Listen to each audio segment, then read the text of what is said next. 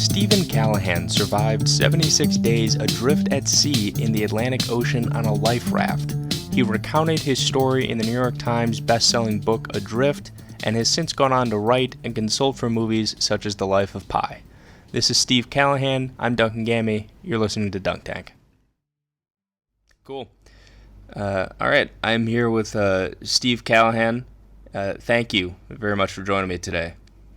Well, thanks for having me. Appreciate it.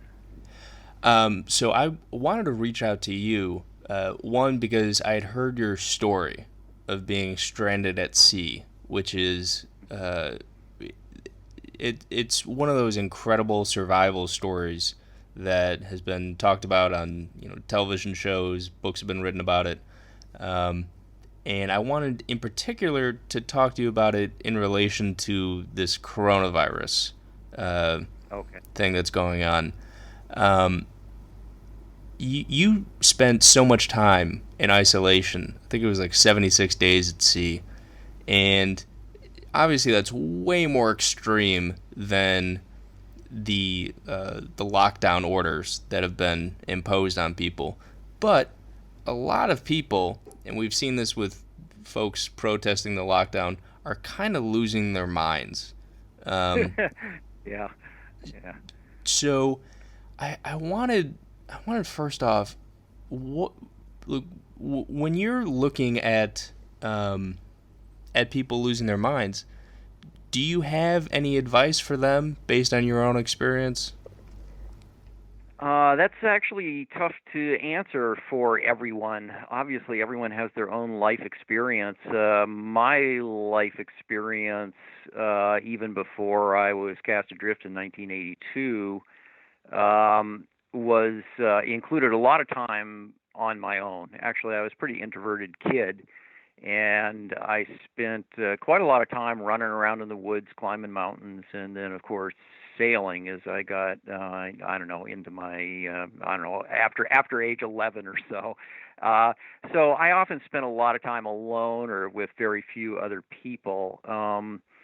And I was interested in single-handed sailing anyway. So it was something I chose to do. Most people don't do that, and most people don't really have much experience being even a day completely alone. Or if they are, then they always have, usually at least, have the choice to get up and go do something if they want to. Obviously, that's not the case right now. Things are actually, my life is not that much different now than it was before coronavirus. My wife and I live in the country, um, and we have the blessing of being able to step out our door, and I don't know, we have gardens, and I can work in the woods, and I have a little boat I'm fixing up.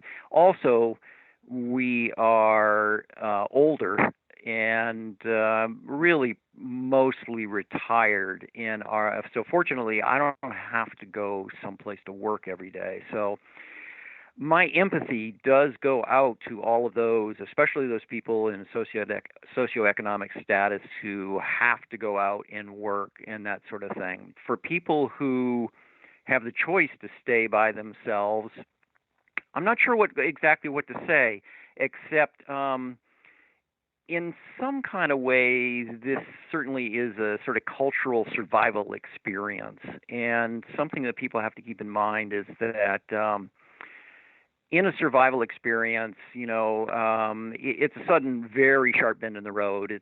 Your normal life is like driving down this straightaway and no impediments, and you're going like 80 miles an hour, and you don't really have to pay that much attention. But all of a sudden, you're thrown this really sharp curve, and you go wheeling around it, hoping to keep it on the pavement and not go skidding off a cliff or something. But when you come around the curve, most people are headed in a different direction. The idea that, we will return to, quote, normal, I think is kind of a fallacy. I don't ever know of a time when history has gone backwards. we always go to a new place. And the bigger the changes in society, the bigger the crises that we face, the bigger those changes are. So we have to kind of pay attention to creating our own new normal. Like for example, I have a good friend in New York City in an apartment, and he is a very talented guy and very creative guy. And I called him because I was worried about him being in that, and sort of trapped because he doesn't have as many options as we do here about getting out. And he said, "You know what?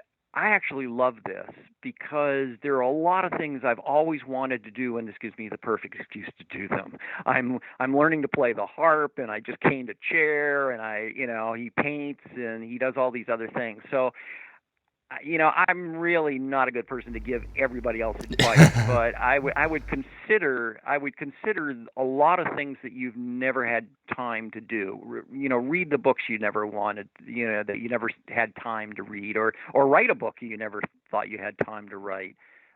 Keep a journal. For me, in a survival situation, there are a lot of kind of common stages that people go through, and there's pre-impact.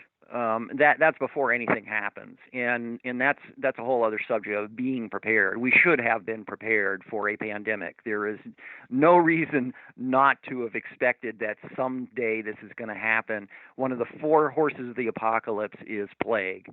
So it goes back to the earliest history. We've had evidence that plague struck Neanderthal man and so on. So and they've recurred throughout our entire history.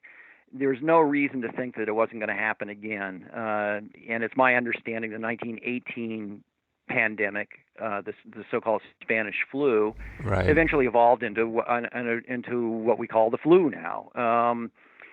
And it's also been, we've had warnings from dozens of books and movies and all these other things. So I'm not sure why people, expected, it's never going to happen. Well, Or if it does happen, that there's going to be an immediate cure. That's probably not going to be the case. Yeah, the interesting part about that, when you say that nobody expects it's going to happen, it's one of those things that it intellectually we're all like, oh yeah, of course this could happen. But when it actually hits, there's a huge denial that this is. I mean, I know that I experienced it when things started getting locked down. I was like, this feels like a dream world. I'm like, surely I will wake up from this at some point. But you just learn to adapt, I suppose. One of the things. Yeah, but that gets into what I'm saying, because Now I've spent much of when I was adrift. It was a long time ago now. It was 1982, kind of in the Stone Age.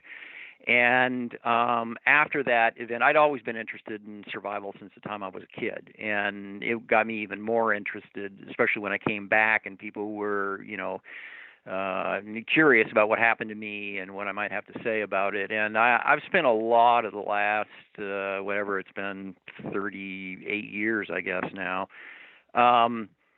studying survival, interviewing. I've had the good blessing to spend quite a lot of time with survivors of the most incredible things you can imagine. Crashing into a volcano and avalanches and falling off of cliffs and plane crashes and being held hostage and all kinds of things.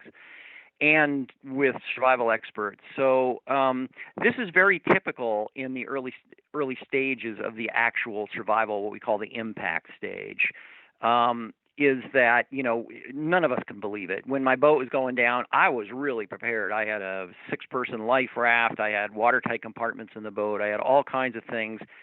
And I had been pretty well trained in terms of spending a lot of time, like I say, in isolated environments with limited resources and dealing with problems in that way.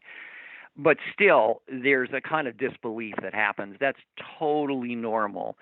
But denial is the number one enemy of the survivor, and I can't emphasize that enough, because the quicker you can at least acknowledge the reality, the quicker you can go about trying to deal with the problem.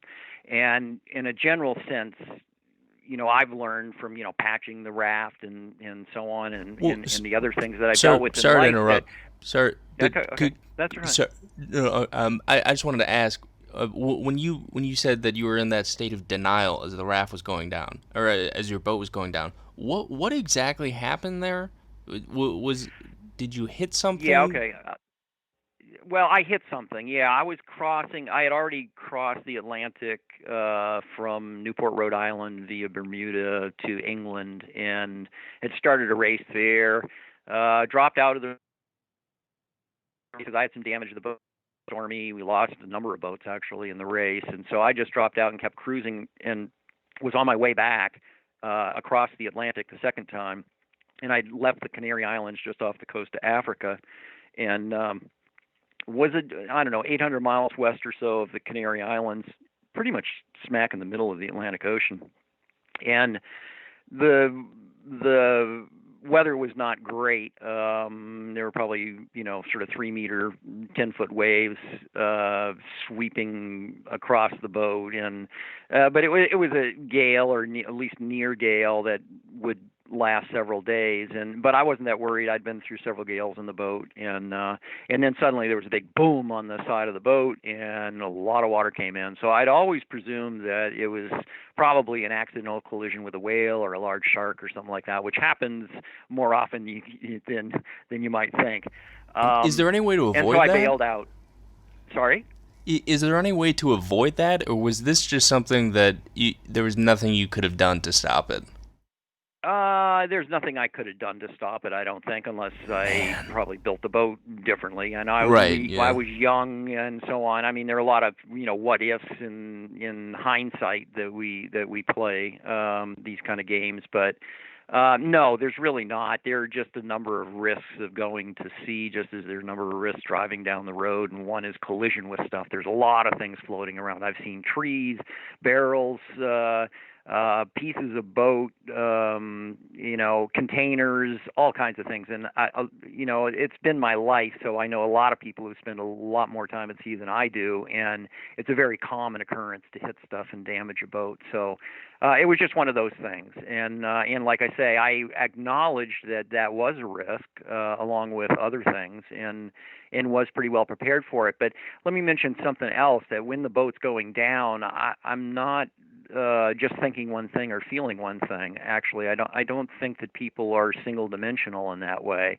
You're not just frightened, but I was frightened. There was a part of me inside my head going, you're going to die, being, a real wimp, and just wanting to shrink from the whole thing and pretend it all would go away.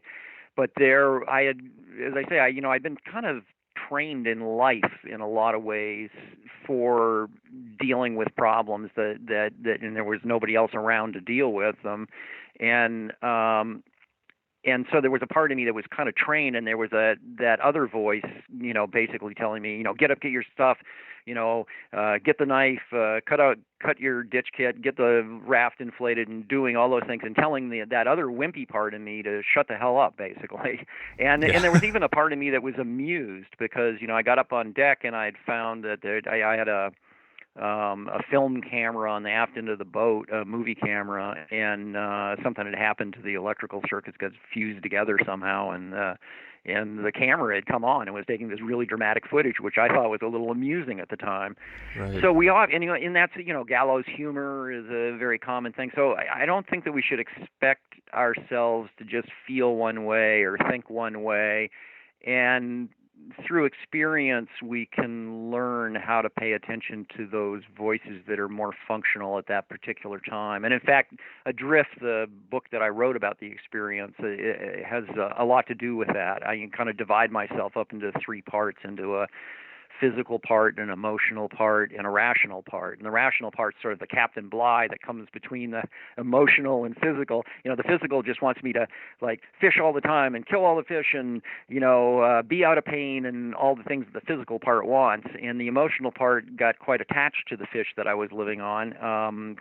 They were spiritual creatures to me, and I was in this incredible environment. And there are parts of that emotional part of me that got I don't know, in a strange kind of way, almost attached to the experience itself over time. And that's also fairly common for a lot of survivors who look back on their experiences and think, you know what, I wouldn't want to go through it again, but it provided me with so much that I'm glad I did go through it. And so I Yeah. kind of felt that way at the end of it. It's not a constant experience either. You know, you have your it's really life on steroids. You know, it's you have the same ups and downs, but the ups are much higher and the downs are much lower, and they can be crammed right together in a matter of moments. Yeah. So it's you know, I guess in these early stages of survival,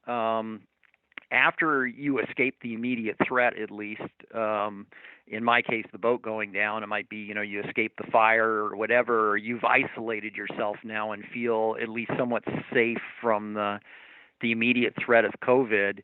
Um, then we all go through another period which is sometimes called recoil. I call it disorientation and fear, which is like, what now? Kind of all the old rules of your life have gone away, and you have to recreate a life. You have to adapt over time. And one of the key elements of that is, first of all, don't think about the long term so much. Take things one achievable step at a time. Hmm. And another is to normalize life as much as you can, which is, you know, what are the things that you do enjoy that you can do in isolation?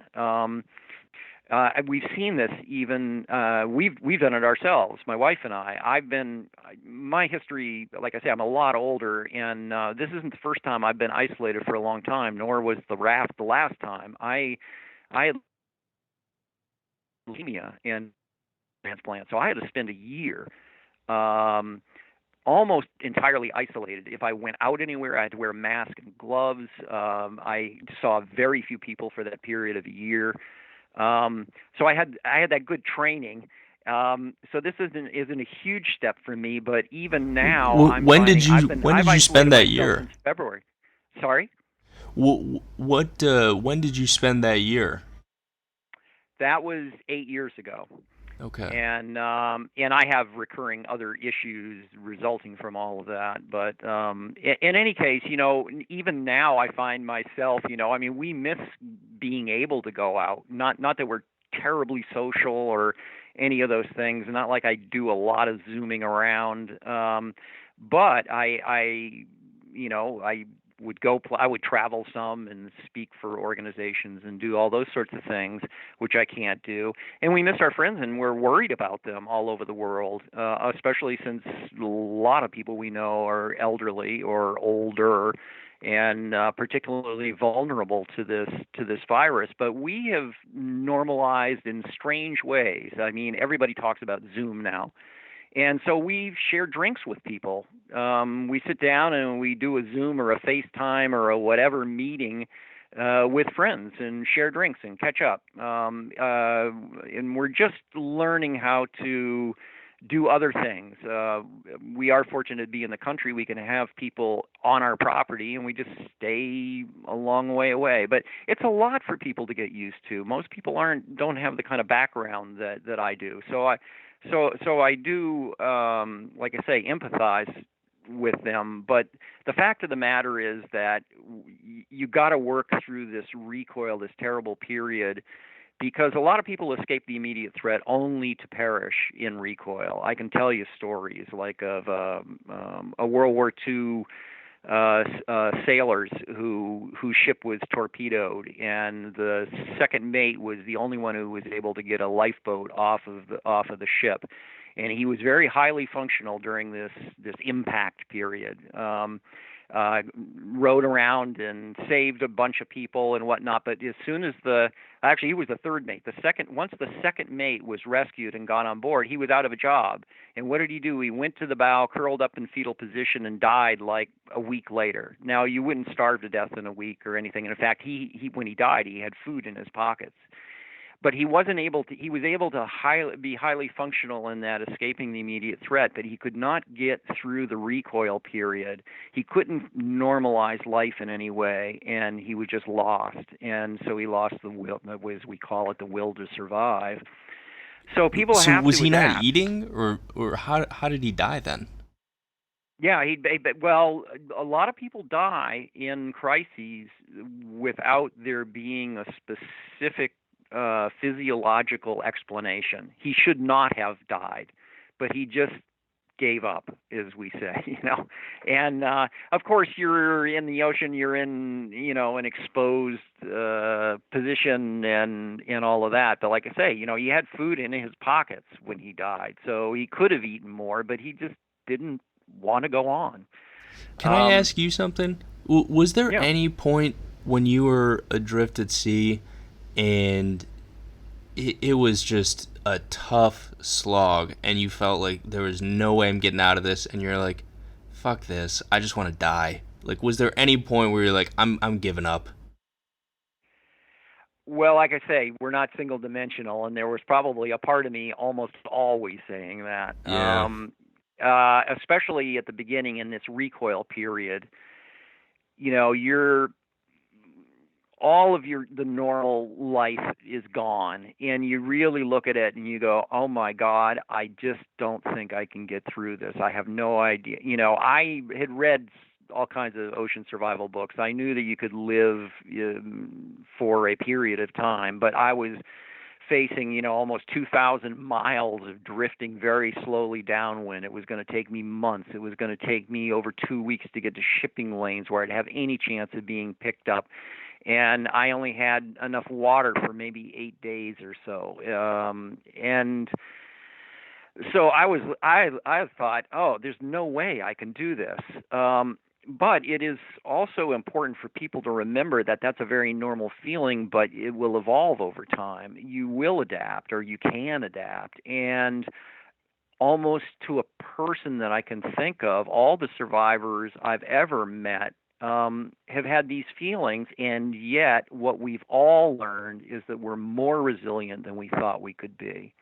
Um, so give yourself a break, you know, Yeah. first of all, and don't worry. You know, like I said, don't obsess so much on the end goal. Oh my God, how are we going to make it? You know, to a year till we find hopefully a vaccine or something like that. But what can I do today?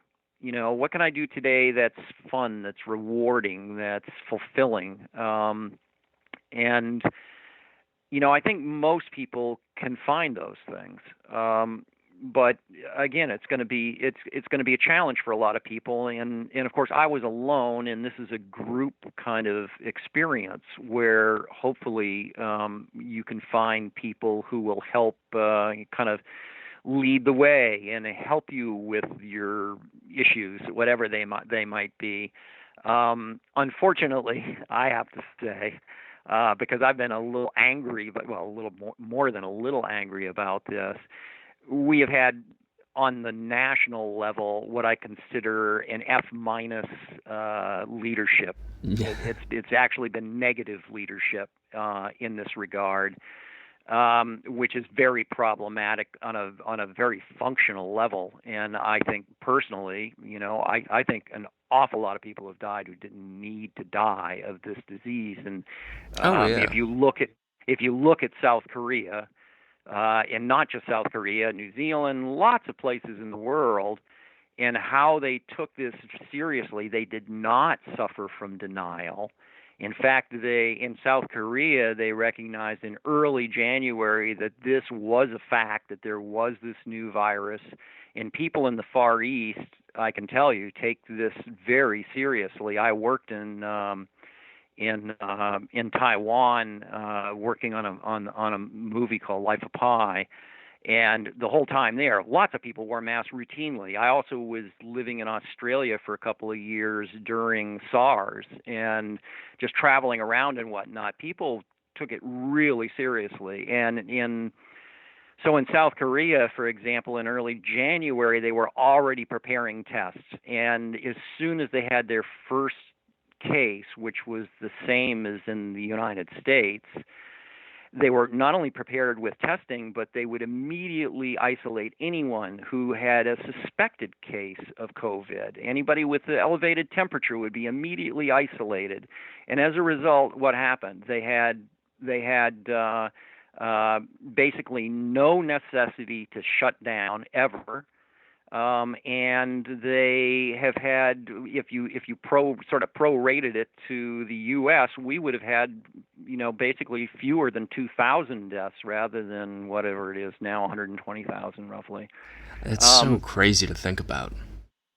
so that when you have that kind of poor leadership from the top, it just sets up all kinds of problems because everybody's trying to create their own, sub management, and we saw that with the states where people were, each state is sort of competing with one another for protective gear and equipment and all those sorts of things, and it's just not a good scene for a country. Now, of course, we have a very large country with a lot of people, but even so, it's as far as I'm concerned, it's been terrible because you got all kinds of mixed messages coming out of Washington and no coordinated effort. That effort should have been coordinated in January or February at the latest, not April, May, June, whatever.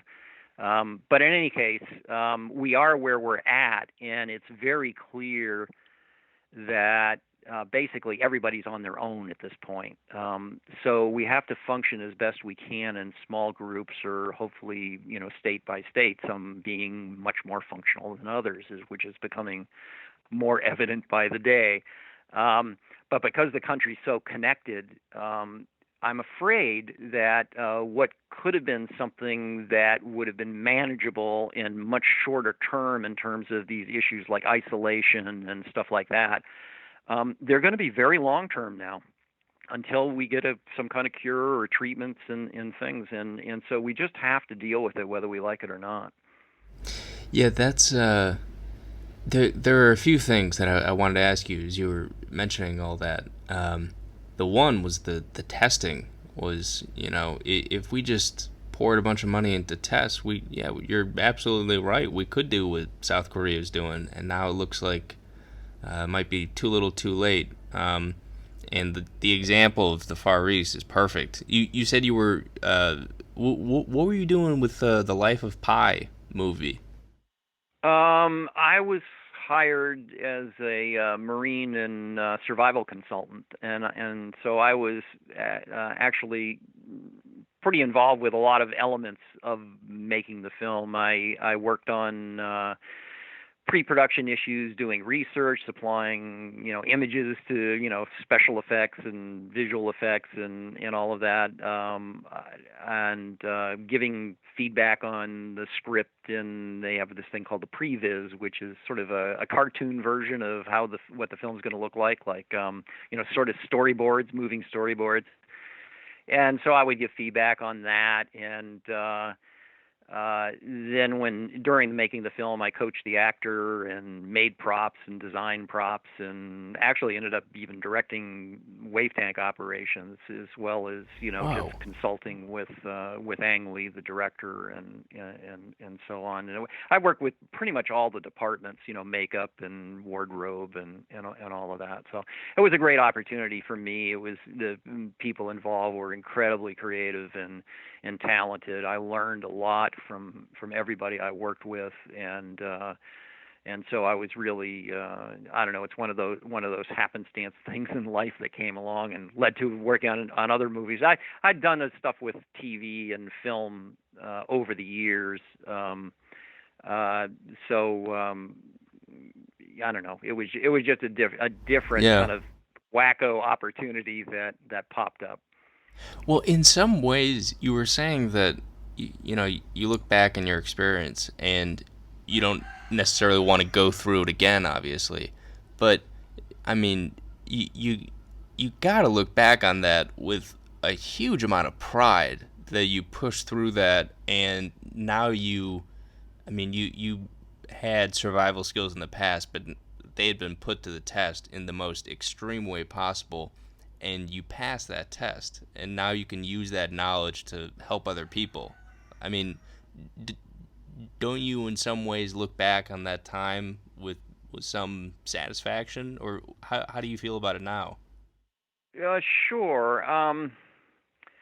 I don't know. It's a little more complicated for me, I guess, because even in Adrift, I think a lot of people have a tendency to hear a story like mine and think sort of in heroic terms. Actually, I've had people come up and say, "Oh, you're a hero." I'm not a hero. I didn't sacrifice for anybody else or anything really, and I was just some idiot out there in the middle of the ocean who got into problems and was lucky enough to get out of it thanks to basically preparation, equipment, the grandeur and beneficence of the natural world, and a lot of luck. I am, there is a part of me, I guess, that's kind of proud that I stepped up to the plate and found that I was more tough and resilient than I thought I could be. That I did make it through. But there's also a lot of humility involved in this, let me tell you. I was very conscious of many, many people who are a lot brighter and talented than I am, who've been in maybe even lived longer in a very similar situation, and yet weren't as lucky and didn't come back. And to a large degree, it was those people who kept me going. They're sort of silent voices in my head. And besides that, it was very humbling, the entire environment. And like I say, the fish that kept me alive, basically, I don't know, to be very brief about it, they became my companions. They were spiritual creatures to me. After all, they were out there, playing and eating and making love and having a great time, and I was dying. They were obviously my superior in that domain. And I don't know, I had this sort of spiritual, and I think most people who go through these really intense experiences have certain kinds. I mean, some people fall back on formal religions. I don't have a formal religion. I have my own version of a religion or a spiritual beliefs. Yeah. And they strengthen that, and they put me kind of in a connection with the world in a way that I could never have had in any other way.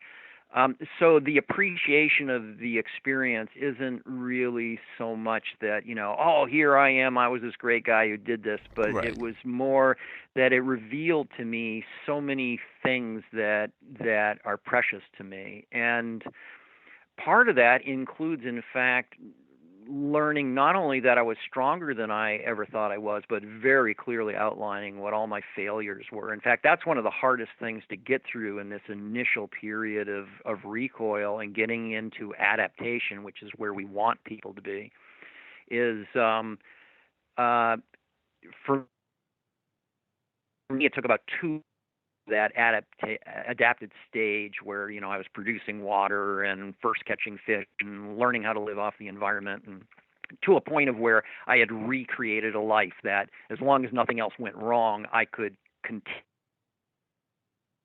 indefinitely. That's really where we want to be. But during that period of recoil, the first thing, the first days were horrible, because my mind would just go over again and again and again every boneheaded move I ever made, all the mistakes I made, all the bad choices I'd made, everybody I'd let down, every failure in my life. And it is really hard to come to grips with that. But getting through the experience gives you an opportunity to have another life. And that's something that really kept me going too, was if I get out of this, when I get out of this, keep telling myself, when I get out of this, then I'll be given another chance, and I'll have an opportunity to basically be a better person. I hope I have been. I know I'm still full of weaknesses and failures and contradictions and all those things, but I hope my life has been better, and that experience did give me the opportunity to reach out to other people, to talk to other survivors, to hopefully Adrift. I've certainly gotten letters from a lot of people that they could, even though they'd never even seen the ocean, but what they were going through allowed them to relate to what I was talking about in my book, and it did them some good. So I hope that's the case, because I felt a responsibility not just to myself, but to the environment and the fish that kept me alive, and to all those people who, like I said, were, probably tougher and more resilient than me, but just didn't have the chance to make it through. And as a result, after, I mean, it's kind of a bizarre thing, but it's strange how, everything is connected. And 30 years later, I would get a call from, this Oscar-winning director, Ang Lee, Yeah. asking me if I could help him make this film and bring forward into a whole new format a lot of the things that I experienced in the raft. I think if you read Adrift and go see Life of Pi, you'll see a lot of parallels. The book contained quite a bit too, but of course he was never adrift at sea. But I mean, actually even mentioned in Life of Pi along with some other survivors. So I know that he, familiar with our incorporated the kinds of things that we had talked about into the book. Yeah, that's when you talk about the spiritual connection you're feeling with the fish around you and just with the natural world. Uh, could you elaborate on Mm-hmm. that a little bit? Because I can, obviously I've never been through an experience like this, but I can almost imagine how at a certain point when you get into a rhythm, when you're able to produce water, uh, I think you had those desalinating sort of like bubbles that you sort of figured out how to use. Um, Right. you learn how to catch fish, and with that you had a harpoon or something like that, or a fish gun, and you get into a rhythm, and you can almost maybe achieve, if it's at all possible, under those conditions, sort of like a weird zen-like state. It am I far off in saying that? Yeah. No, you're not. You're not at all. But I don't know how abstract you want me to get, or how spiritual you want me to get. I mean, I could. Please, I don't honestly, know. Kind say of. say whatever, man. I'm really interested in hearing like what was going through your mind during that time. Okay. Well, it's interesting that you mentioned Zen. Now, Alan Watts is often credited with bringing Zen to America.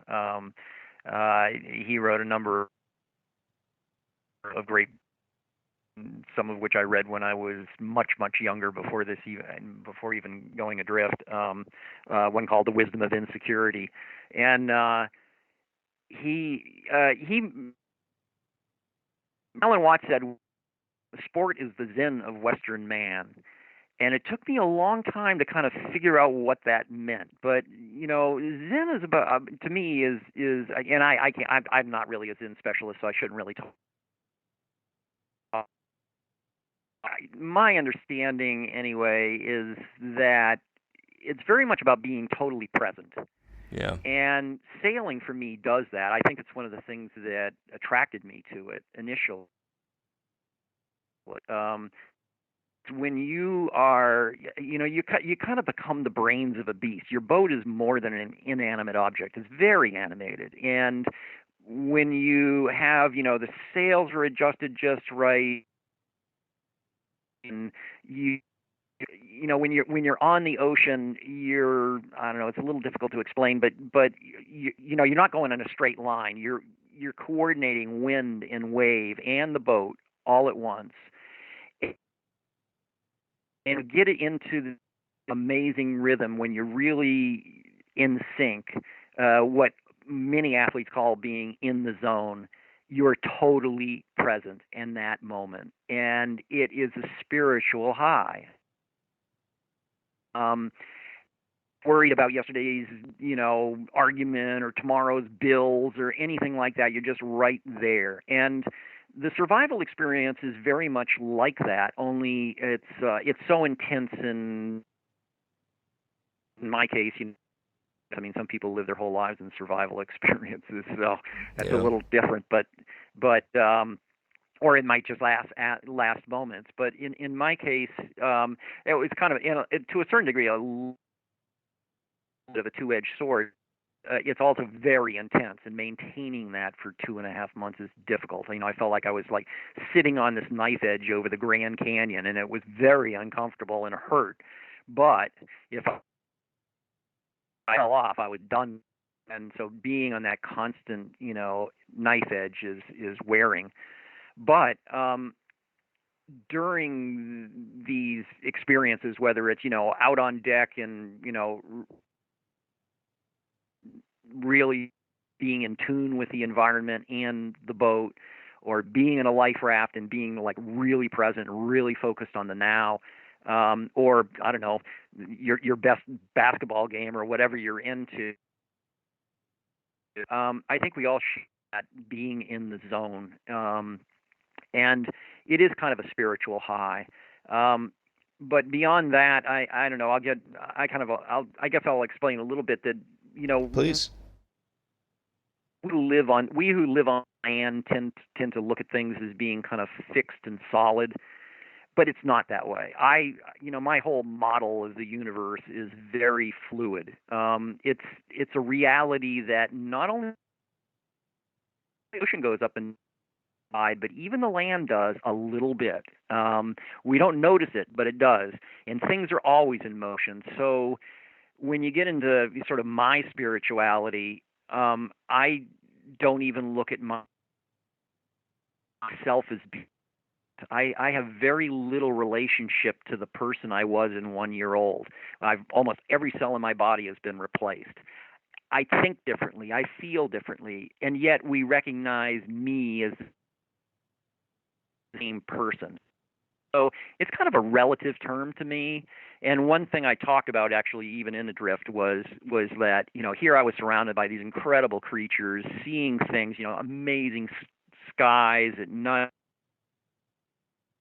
um, the most starry, beautiful skies you can ever imagine. Yeah, The I'll fish would bet. follow the raft all night, and I would get up and I would look at them, and anything that sort of glides through the ocean stirs up this bioluminescence in it. So they're all glowing like silver platters. I mean, we're seeing things of incredible beauty that I could only have seen in that environment, and I was very aware of that. And as I ate the fish, they say, you are what you eat. And to a certain degree, that's even literally true. But for me, it's also spiritually true. So I look at myself as being more process than I do individual, like a fixed individual. And in that's kind of my spirituality. And it gave me the opportunity to feel connected to everything. So I don't know if that makes any sense to you, but Oh, it that's makes how I total look at it. sense. Yeah, no, it's funny that you say that about the stars because I've been trying for years to go to somewhere. Like I went to Death Valley and Zion National Park, and I'm Hmm. trying to find like a perfect night sky of stars where you get the Milky Way, and but I Right. have to imagine you got just the best stars of your life while you're out there. Oh yeah, I mean it's something that's a real high about sailing. And in fact, something I really love about doing a long passage because you see the entire cycle of the night, the whole cycle of the moon. And when the moon's out, you don't see that many stars, and then you have new moon, and it's just spectacular because you have essentially zero land lights. You can be in a pretty remote place on land and still have the glow in the sky from some distant town or something like that. But I imagine, I mean, I haven't really spent much time in a desert, and certainly not nights. Um, but I can imagine it's like that. You go to any really remote wilderness environment, and you get incredible skies. But the difference at sea is that you also get horizon to horizon. It's just this Right. incredible, full view of the entire sky. And in fact, I will claim a couple of scenes in Life of Pi, and one of them is. We call it tiger vision, where the boy and the tiger are kind of looking over the side of the boat. The boy has become very feral at this point, like the tiger. He's discovered the beast within, and he's looking over and imagining looking down. First of all, there are these fish kind of zooming by, and then he imagines, all these creatures as you go more and more into the depths until you see the ship that's sunk, and it backs up, then back up to him, and it backs away, and you see this tiny little lifeboat surround, like it's in space. Have that feeling at sea. It's a strange thing, but even though it's on the earth, you can feel like you are in space. And in fact, somebody in the middle of the ocean on a small boat is more isolated from humanity than an astronaut circling the world. And there are times the ocean virtually always has a bit of breath to it. There's always this very slow up and down breathing. But when it's been calm for a very long time, even if there is that, it gets so flat and reflective of the sky above it that at night it can be very orienting, because you can look at the boat and it's like it's like you really are floating in space, that you're totally surrounded by stars. And so that's one of my that's one of my sort of spiritual views that made it into Life of Pi, was that scene. That's so. This is I don't know if it's less spiritual or not, but there's a famous Taoist saying where one of the students asked the master, is the way in all things, and he goes, it's in the piss and shit, and that just reminded me of wanting to ask you, how did you go to the bathroom when you're out there, like? Yeah. Oh, pretty simple, really. At first, actually, I had, there's this kind of spiritual stuff that goes on, and especially after adaptation. I have to say, when you have time to reflect on things, and there's dualities and all kinds of paradoxes and dilemmas that you face out there, and a lot of Adrift is sort of those are themes in Adrift, if you will. But on top of that, there's just the very practical day to day, staying alive, and a lot of that early on was like staying warm enough at night. So the first few days, especially, I was really on the edge of suffering from more acute hypothermia, which could have killed me. It's when you look at the risks at sea like that, there's injury and drowning, which can kill you in minutes, as well as hypothermia can kill you from minutes to hours. And then you're not really even worried about things like food and water for a long time afterwards, and then water comes before food, but because you can live almost a month without, or on average probably about a month without food, but you can only live on average about 10 days without water. But hypothermia is a real problem. So what I was doing initially was I was pissing into I had a little, an old coffee tin with a cover on it, and I was pissing into that and holding onto it so that it would help retain my body warmth. And as time went on, I basically I would toss it, and the shitting part of it is a lot less glamorous, but actually a lot less of a problem, because when you're starving, your system totally changes. And and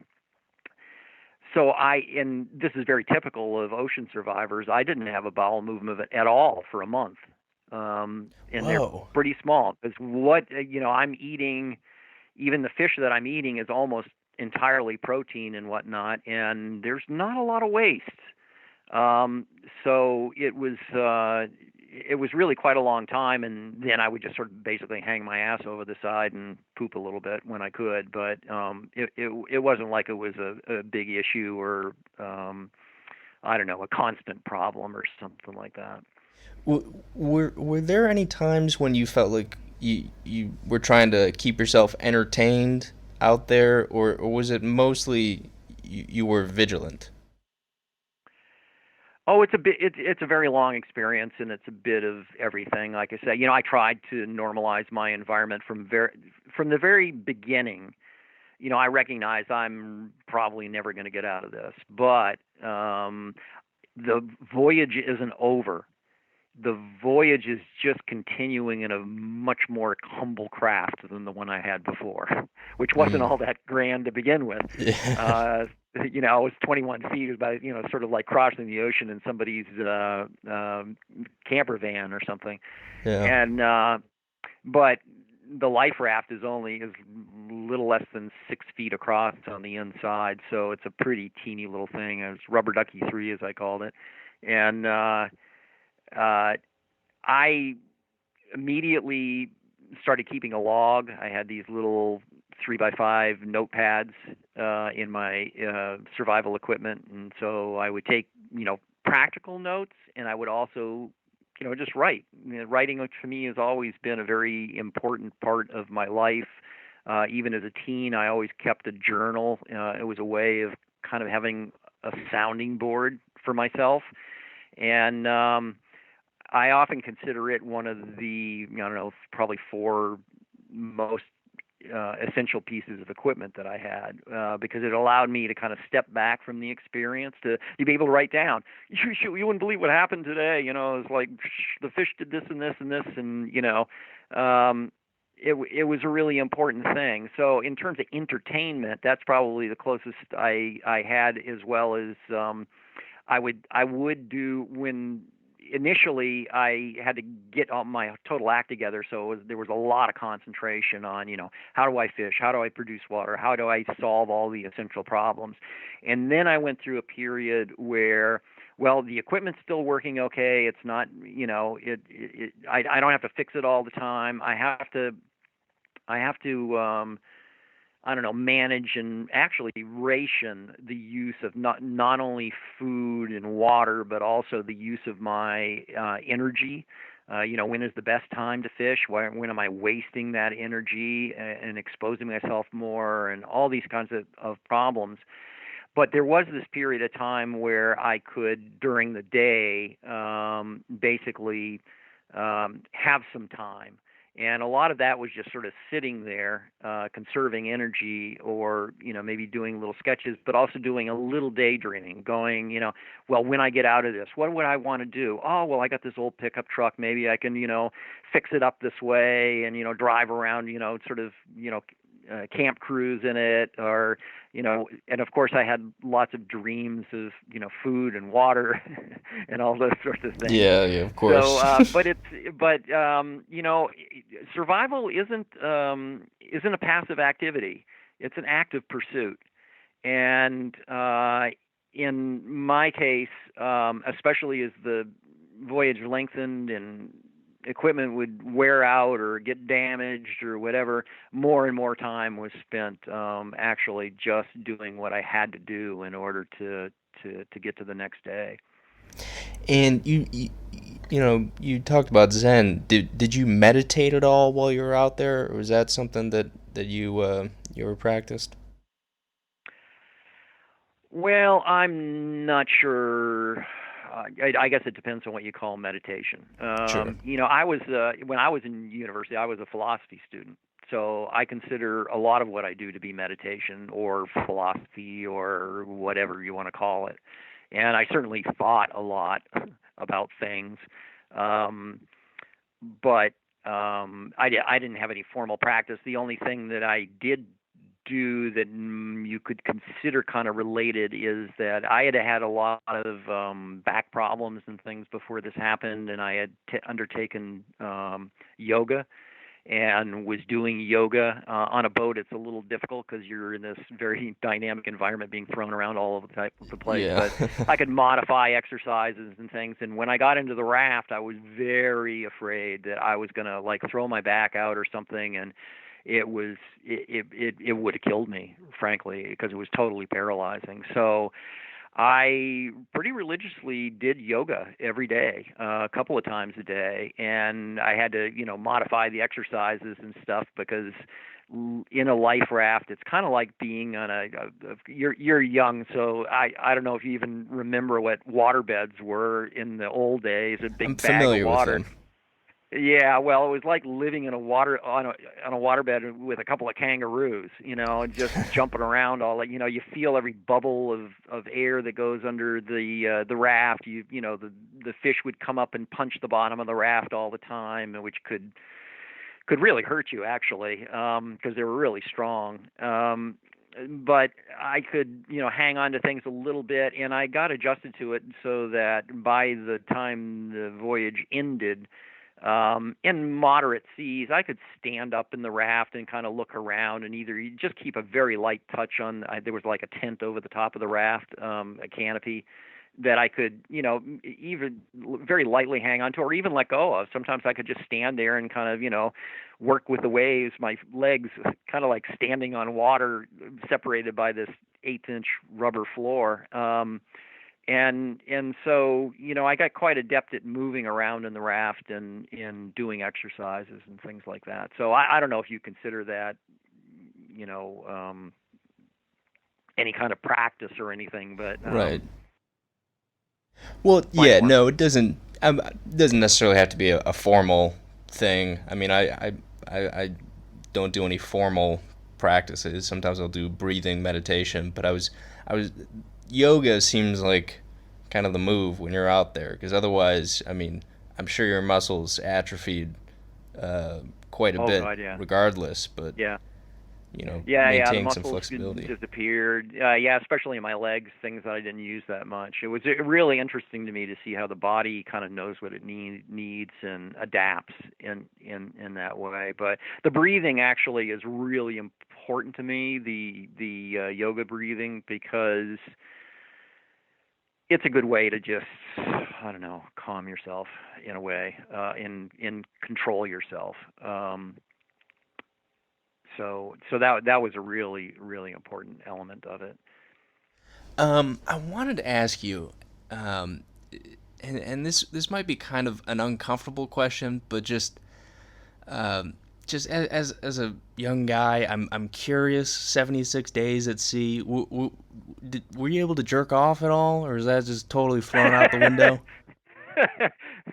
I hate to disappoint you. Actually, somebody asked me that when I came back, and what. Well, actually, very shortly after I came back, it was interesting. I got to I was basically landed in this little island, Marie Gallant, off of Guadeloupe, and people were very kind to me for a while, but it was like, I was a pretty independent guy, especially at that point, and I was like, no, I need my life back, and so I kind of hitchhiked off the island, boat hitchhiked, and yacht stopping or whatever you want to call it, and a boat had come by that was owned by somebody I knew in England. It actually was under charter to make a film, and because people heard I was there through the coconut grapevine, and so they would stop by, and so I was like, well, you want to give me a ride over to Guadeloupe? And from there I found another boat. And when I got to Antigua, I saw a boat that I had seen on the other side of the pond, over in the. I'd seen it several times actually in the Canaries before then.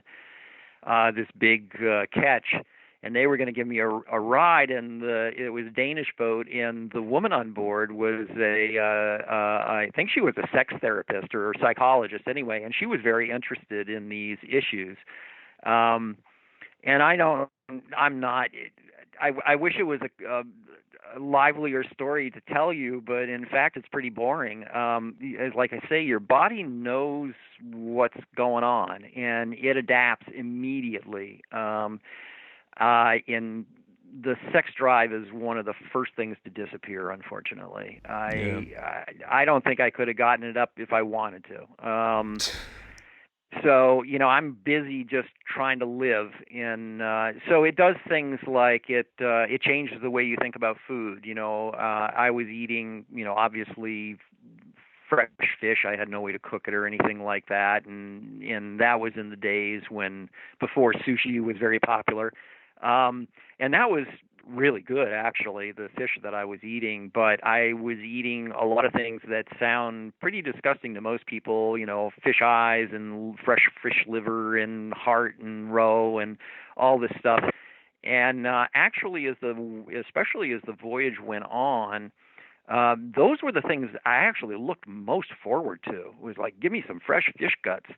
And I know it was because my body needed all those nutrients that were contained in the organ meats and stuff. I had flesh, I had protein, but I really needed any vitamins or anything that I could get my hands on. And so it just really interested me to how the physical part of me was shifting how I thought and felt about things.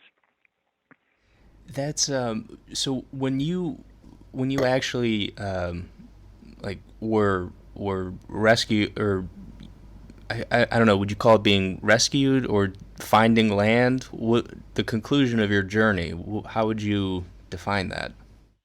Well, like I say, to me, the story that I tell of Adrift, in the reality too, is really centers around the Dorado. Much as Life of Pi, he had his Richard Parker the tiger. Well, the Dorado, to me, these fish that I lived on, were my Richard Parker. They are the stars of the show. I'm just a kind of clumsy human being out there observing this incredible environment, and the fish, kept me company, and were spiritually touching. At one point, they almost killed me in the middle of the voyage. They were certainly big and powerful, and I'm fishing in an inflated raft with a spear. So they did a lot of damage to the spear and once to Yeah. the raft. So that was really difficult. But in the end, they brought my salvation, because ocean survivors depend upon the ecosystem that forms around the raft to try to convey to people that anything that floats around long enough becomes an island. I've seen light bulbs afloat that have been there for months and months and months, and they grow weeds and barnacles, and fish get attracted to them. And in my case, I had this school of fish that was slowly building around the raft and would follow me the whole way to the Caribbean. Wow. And those fish, that's part of that whole ecosystem. I was farming barnacles, and there were little triggerfish, and that would draw, the fish would draw sharks on occasion and things like that. But it's a whole like mini island environment, and that included birds. When birds would, especially as I got closer to the islands, frigate birds would come out and hover above the raft. And they hover above the raft because they're eating flying fish, which is the Dorado's favorite food. And so fishermen who come out, they have what a friend of mine terms natural literacy. They go out and they're looking for signs in the environment that there are fish there. And they say, oh, look at all those frigate birds out there. Must be fish. And so they came out and they found me. So I was saved. I was rescued. I'm not sure exactly how to put it, but once again, the Dorado really saved my butt, basically. Weren't there some boats that passed you at some point that you tried to send a flare out to that just kept going? Yeah, I think that there were a total of like 9 ships or something like that that had passed me by. Oh, man. The first couple were pretty close, and I did start with a whole arsenal of flares. But today, again, it's a long time ago now, and we have much better signaling devices. We have handheld VHF radios that I've certainly pack into a life raft these days. Because even if a ship doesn't see you, which is not that unexpected, really, you could probably at least have sort of a 50-50 shot of raising somebody in a radio room. Excuse me. Sorry. Um, but the first ship that passed me, I would swear that it changed course and it was coming at me, and it got close enough to where I could smell diesel and feel the sort of bow wave after it, the wake after it went by. And I Wow. was really disappointed, but not at the ship, because I should have known. I mean, I wasn't hugely experienced, but I'd done a fair bit of sailing at that point offshore and crossed the ocean more than once and read all the books, and I knew that it was really difficult for people to see you, even if they know you're there and looking for you. And the reality of commercial shipping is that there are very few crew on board. There might be one guy on the bridge, and maybe he would be in the radio room and not even looking out, or he might be on the other side of the bridge and not looking in your direction. So it's very easy to miss people. Even in broad daylight on big boats, I've had a difficult time sometimes getting ships to see us when talking to them on the radio and saying, "Here we are." So it's it's hard to explain how big a space it is and how easy it is to miss people. Yeah, no, that's. I mean, the only extended time I've been out in like open water was in eighth grade. I did like a week at sea and was off like Key West, and we went out on a boat. And as soon as like land disappeared from the horizon, it was a very special feeling of like, oh, Yes. this is true isolation, you know. Yes. Yeah. When you're there, you're on your own, as much as in, the middle of the desert. In fact, I think there are lots of parallels. I climbed mountains and stuff when I was younger. Not technical rock climbing, but I climbed a lot of mountains in the east and some in the Rockies, and I always felt like there were a lot of similarities, and I think that there are in any wilderness environment. But the one big difference is it's obviously a fluid environment, and so it's not only big and vast, but it's also moving up and down all the time. So if you're in a little raft or something, you're out of sight a lot of the time. Yeah, no, that's got to be the. I mean, it's an interest when you were saying that the ocean always has like a bit of breath to it.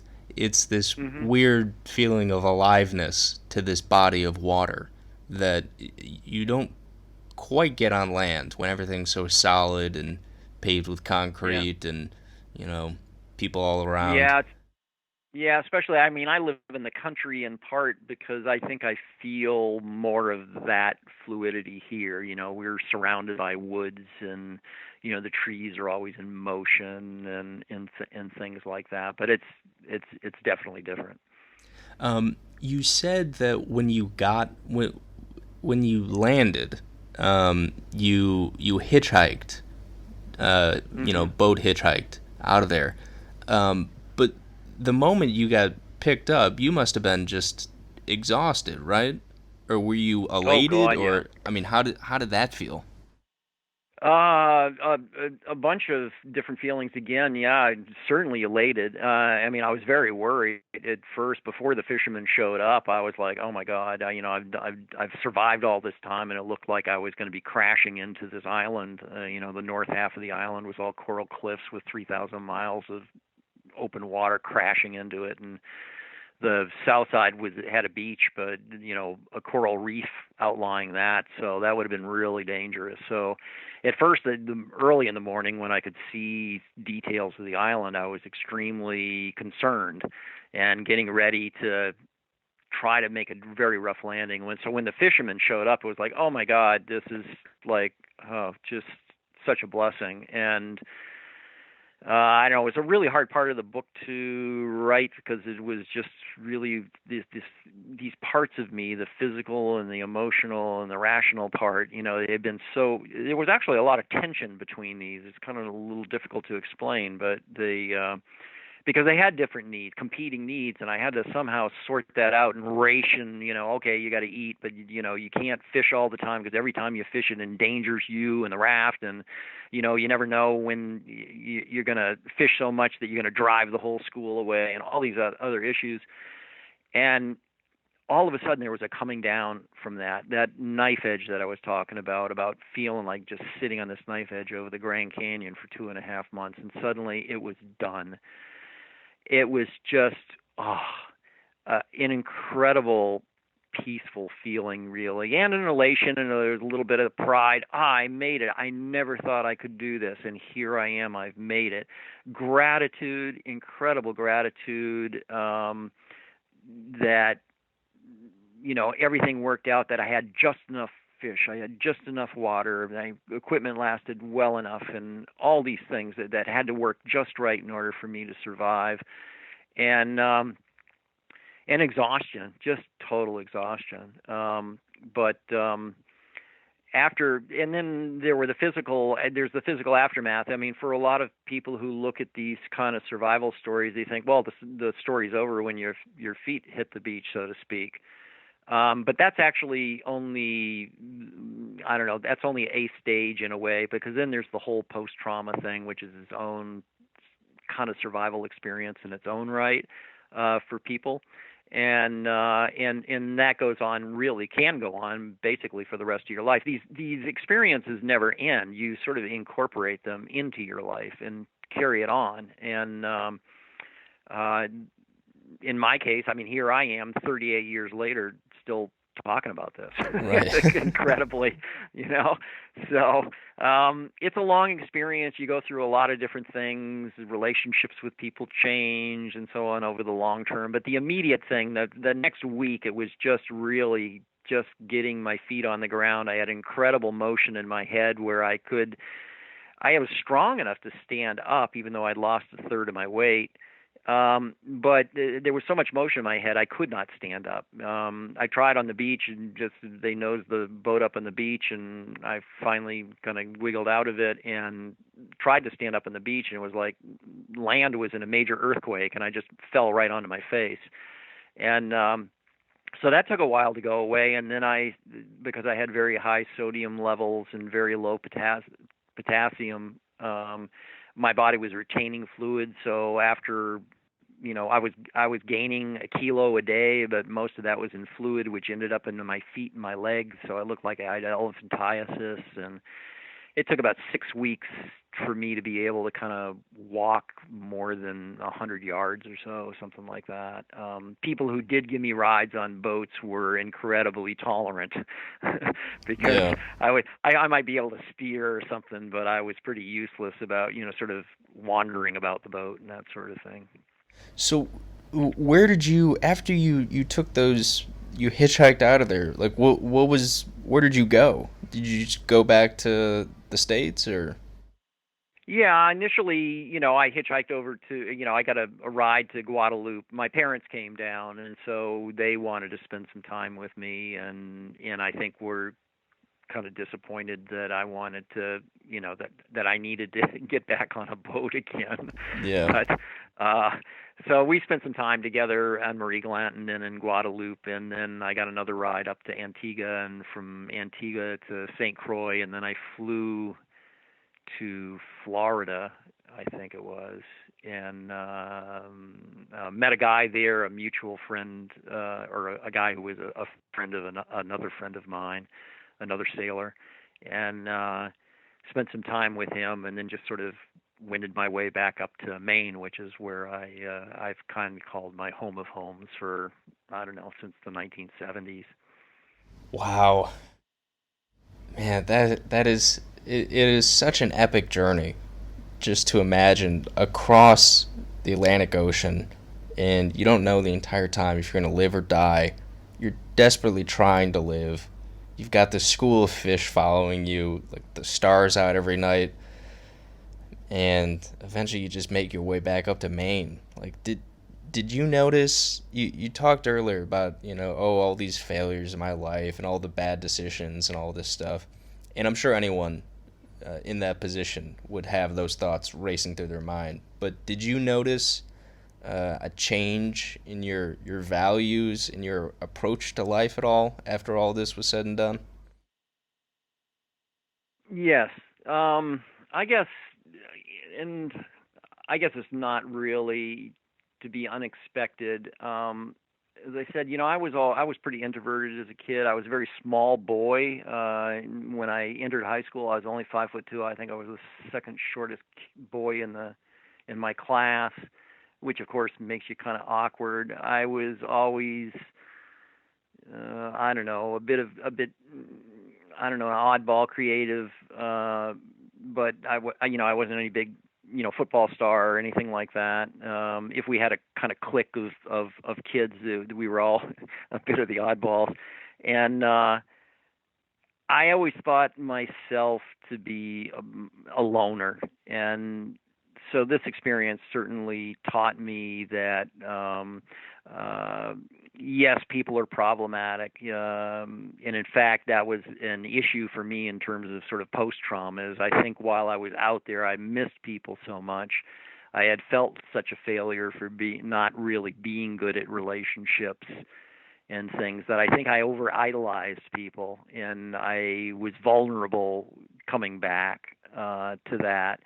But I realized that whether I like it or not, I'm a part of humanity, and I have to interact more and make those, I don't know, be more functional in society than I had been before. So that probably was one of the bigger things in terms of, what I believed about the universe, my philosophies and things like that. I would say it only really enhanced those. Like I say, I was always, it was hard for me to figure out, if I could put a name to my beliefs, but I'm sort of a scientific mystic, if you will, or I'm a skeptical pragmatist and a bunch of other things. And those all served me very well out there, and were only really enhanced by the experience and feeling very connected. And as I said, really not even thinking of myself so much as individual. I mean, it's convenient to say, oh, well, that's Steve, he's over there. I recognize him, and I do the same thing on a very practical basis, the same as I dealt with practical things in the raft. But I could also think more abstractly about things, and I do live a fairly abstract existence in that way. I for practicality, I look at myself as me, but in an ultimate sense, I just look at me as is this kind of flowing of matter and energy, and so. I could say in some ways, no, I didn't even survive the voyage. We die, and we kind of die and are reborn all the time. And so those things didn't change. In fact, those were really kind of enhanced. Actually, that reminds me. I wanted to ask you, when you were out there, did you hallucinate at all, or have any visions of things happening around you that seemed strange? I don't think so. And one reason why I say that is that, I did keep this log, and it was pretty accurate in the end. My navigation notes were pretty accurate, and I didn't lose days or anything like that. When the Dorado managed to break the spear and tear a hole through the bottom tube, and it took me 10 days to fix it, I was pretty whacked out. I was just totally exhausted and came very close to just laying down and giving up. But otherwise, I felt surprisingly clear-headed, and I don't think that that's necessarily unusual either, because I had water, I had just enough food to deal with my real base physical needs. I mean, I only had a pint and a quarter or so of water a day, so I was dehydrated, and I certainly was starving, but not to the critical extent of where I would just sort of be losing it mentally. And I guess it's no rarity for, seers and yogis and people to fast in order to feel kind of, I don't know, a mystical high, if you will. And maybe that's hallucinating, but I don't think so. I think it's actually being incredibly clear-headed and focused and in the zone, as I was talking about before. And did you go to therapy at all after this? No, I didn't. No, I didn't. I don't know. I'm probably more like it was the movies. Crocodile Dundee is, somebody talks to him about a therapist. What do you mean? You don't have mates? And I don't know. I came back. I'm not sure. I felt very fortunate. I was kind of, I don't know, in a way kind of bowled over by people's interest in what had happened to me. I figured other sailors would be, but it seemed like a lot of other people were. And I benefited from that because I was able to talk it out. The talking cure, that's how psychoanalysis started. It was called the talking cure during the First World War. People who were coming back from the trenches and stuff, they were discovering that people actually being able to process their stories was important to cure, and I think I got that in spades. Which is, I'm of the Vietnam generation. I had a number of my peers went to Vietnam, obviously, and I came close to getting drafted, but at that time we had a lottery system, and they did not quite pick up, and it was kind of winding down then, and they did not quite pick up to my number, so I never had to make any really difficult decision about whether to go or not. But I think that's something that a lot of Vietnam veterans suffered from, was that they came back, and I think this is happening too these days, where you're picking people up from the battlefield and shipping them back to towns and stuff where nobody has common experience, and frankly, too few people want to discuss with them their experiences, and maybe they don't want to discuss it either. Maybe the traumas are too much, and it's not. It's a difficult environment, a challenging environment to deal with the post trauma. For me, it really was almost the opposite. It's like everybody wanted me to talk about it, and one of the first things I did was sit down and write a short story about what happened to me. I was totally broke. I lost everything I had, and a sailing magazine asked me, "Well, you want to write an article about this?" And indeed, I kept all these notes, the logbook and all that, and so that writing process started right away. And so for me, that was my way of dealing with it. Sort of my therapy is to use story and tell the story. And that we find that the arts are actually a really useful tool in to help people deal with post-trauma, whether it's writing, dance, whatever it is, in ways that you can express these experiences in what they might mean and transform them, frankly, because to be quite honest, survival experiences are no fun. They're really difficult. Yeah. And kind of hell on earth, if you will. But I was able, even through the voyage, to be able to kind of divorce myself from it, to take another outlook towards what was happening to me, and certainly afterwards. But that's the power of story, is we can transform this chaos of life, this even the most hellish parts of life, into something of meaning, to find meaning in it. And I was very blessed to be sort of handed that, an experience that had kind of a beginning, a middle, and an end, and things of value in it that I could see. Nobody died. If it had been me and somebody else, at least one of us would have died, because we didn't have enough. We wouldn't have had enough water for two people, and that would have transformed it into a whole new experience. Oh yeah. And one much more difficult for me to deal with, but. As it turned out, I just felt like, well, you know what? I was really lucky in just so many regards. Yeah, it's funny you mentioned the if there was another person with you. I saw recently there was some guy who was apparently adrift at sea for a long period of time, and it was him and one other guy, and the other guy passed away while they were adrift, and all the comments in the YouTube video were like, yeah, this guy definitely ate the other dude. Like, no sympathy. I know what story you're talking about. You're talking about 438 days. Something like that, yeah. I actually spent quite a lot of time talking to Jonathan Franklin, who wrote the book, and because there was a lot of doubts when he came back about whether this happened to him or not. He was fishing off of Mexico, and the engine quit in a blow, and they went drifting off across the Pacific. And the young guy who was with him, I don't know, ate some food with a snake that was inside or something. I can't remember exactly what it was now, but felt poisoned and refused to eat from then on and died. But yeah, I don't know. That's a tough one. In the old days, they even called it the custom of the sea to draw lots and see who would sacrifice themselves for the betterment of all. But I was lucky I didn't have to make that choice. You you so you had some involvement with that book. Do you think the story was legit?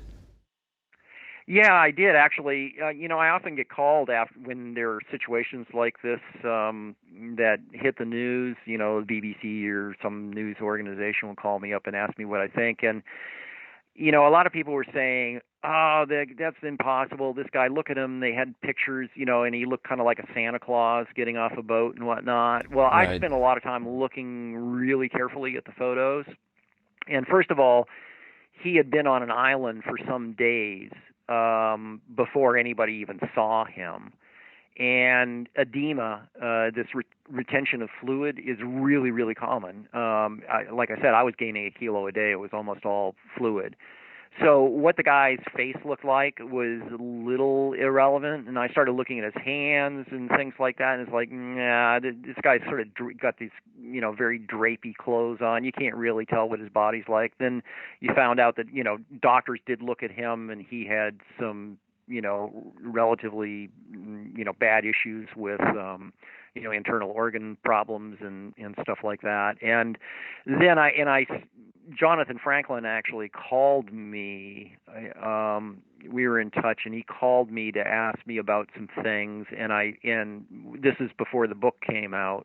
And I said, "Well, okay, but I'm happy to talk to you, but you have to tell me some things," because I was just so curious about how this guy could have survived. And the more I found out about the story, the more it sounded legitimate and not illegitimate. And also, I not only when I had the bad taste to show up alive when a lot of people had written me off, but I also wrote a book called Capsize about four guys off New Zealand for 4 months on an overturned, half-flooded boat. And the same thing happened to them. They got ashore, and then all of a sudden everybody's gone, "Oh, this is a hoax. They were drug smuggling," and blah, blah, blah.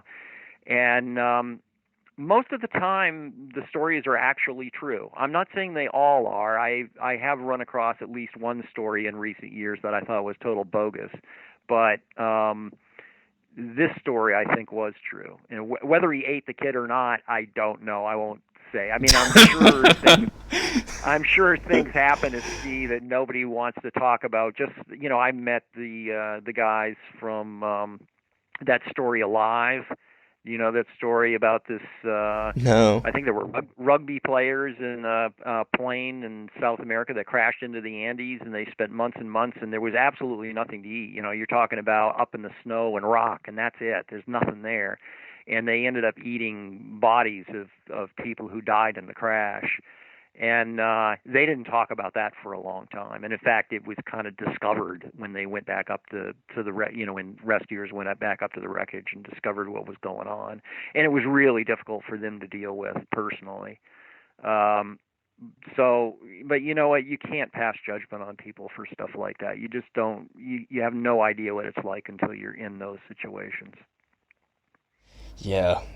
I mean that would add a dark turn to any kind of Yeah. survival story. I mean, Yeah.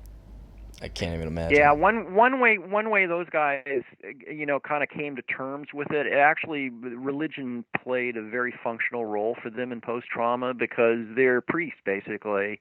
You know, um, likened it to the eating of the body and the blood of Christ and so on. That these people who died provided for them, and so it wasn't a it may sound really horrible to us who are safe in our, little apartments and whatnot, but Right.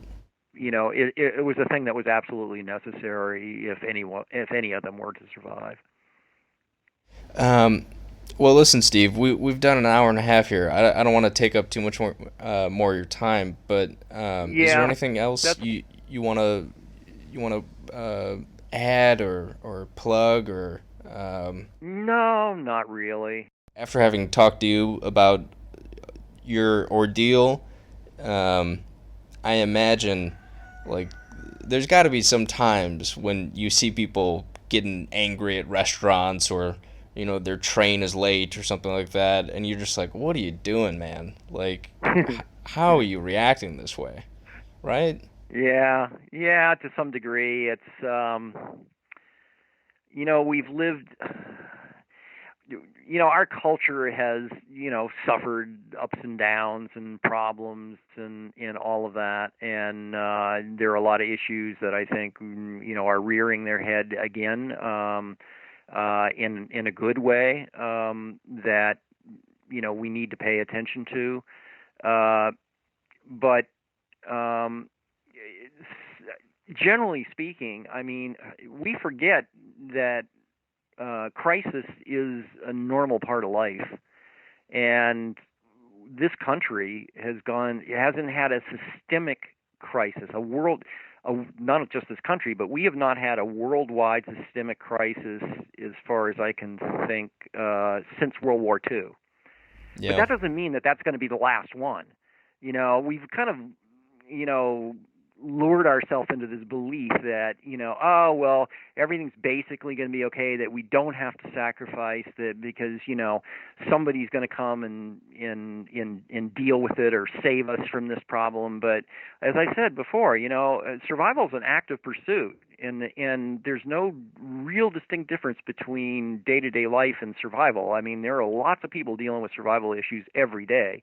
And if you are really put out because, your train is late, or you can't go out to a restaurant or something like that, frankly, I mean, there's a big part of me that just wants to say to these people, get a grip. You're going to be lucky if you or people you care for don't die from this. You have to take it seriously. We lost a friend just a few weeks ago to coronavirus, and somebody else we didn't know them well, also died, and we're living in one of the least effective states there is. So it's a real thing, and denial once again is the big enemy. We have to accept what is real and react from there and maintain what we can. And for a lot of people, it can be a benefit if you approach this correctly. I've already heard from a lot of people that it's like, oh, well, guess what? They weren't really spending much time with their kids, and now they're all together. And yeah, there's tensions and stuff like that, but it's also an opportunity. I love to hear. I love some good quotes, and one is from Winston Churchill, is from the Second World War. When going through hell, keep going. And another is actually attributed to several people, which is in crisis lies opportunity, or in problems lie opportunity. And there's we've often talked, we meaning my wife, I, and a number of other people have talked about this for a number of years now, that the Chinese symbol for crisis is actually a combination of two symbols. One is danger and the other is opportunity. So we have to somehow learn to try to focus on what opportunities are here. And it's not to necessarily return to some myth about what was, and where we forget about a lot of negativity or negative elements of what was, but instead to seize the moment and try to make our lives better and make that the new normal. I think it's a great note to end it on. Steve, thank you very much for your time. This was I've done almost 50 of these podcasts now, and this was one of my favorites. So thank you very much for taking the time to talk to me today. Well, thanks, Duncan. I appreciate your time and your interest in doing this too. And good luck to you, to your family, to all your loved ones, your friends, and everybody out there. Alrighty. Thank you, Steve. Cheers. Cheers. Thank you to Steve Callahan, and thanks for listening to Dunk Tank. I'm Duncan Gammy. See you next time.